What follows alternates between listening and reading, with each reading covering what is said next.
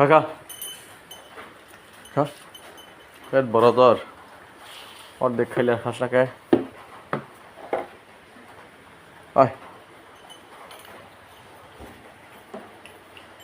একদম শান্তশিষ্ট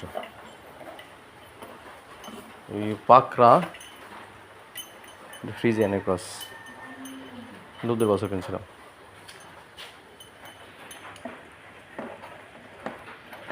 দেখতে সেরকম সুন্দর এটা